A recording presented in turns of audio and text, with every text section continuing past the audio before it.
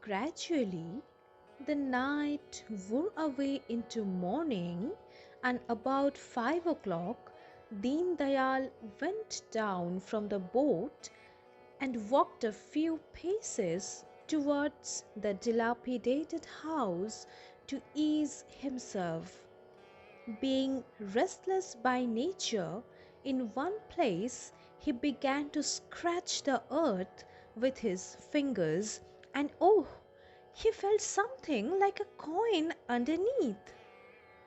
His curiosity was heightened, and he removed a lump of mud from the place and found to his astonishment a pot full of gold coins. He took out a few and found them on examination to be coins of ancient times.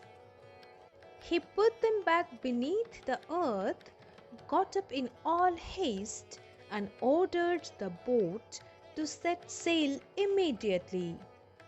He did not allow them even breathing space, for he said later on, "Avarice crept on me slowly, and I wished to become rich."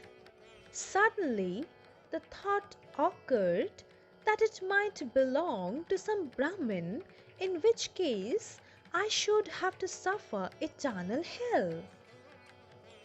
So, quick as thought, I left the place and ran away from the temptation.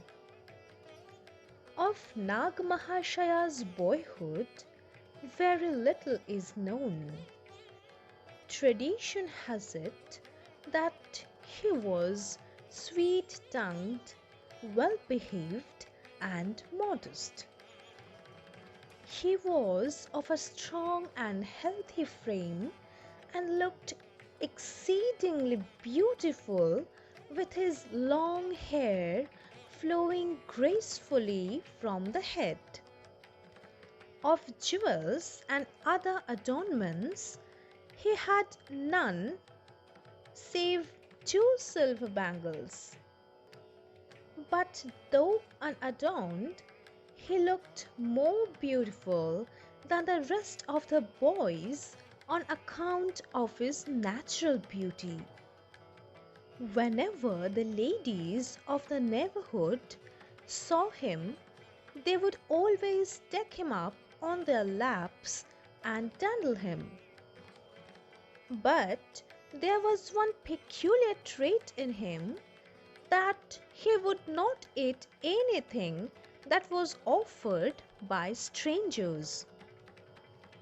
In the evening, the serene child would look towards the starry firmament and remain long alone, gazing at those twinkling lights overhead.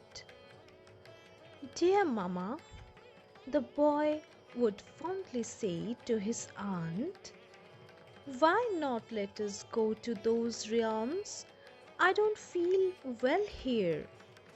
When the moon was up, he clapped his tiny hands and danced in great joy. When the trees rustled to and fro, he thought that they were calling him, and he used to say, "Mamma, let me play with them," and imitate their motions as if they were his playmates. And all around would be bathed in sweet delight. His aunt used to tell him various charming stories from the Puranas. She lulled the boy to sleep by narrating the stories of the Ramayana and the Mahabharata. Not a day would pass without his hearing a tale. Even when the aunt felt tired, he worried the life out of her till she yielded to his request to narrate a story. Very often he dreamt of these very stories. Sometimes, looking at the figures of gods and goddesses in his dream, he woke up out of fear. But even then, afraid of disturbing his aunt, who was taking her rest after strenuous toil, he sat up quietly by her side. In the morning, when Nag Mahashaya related his dreams to her,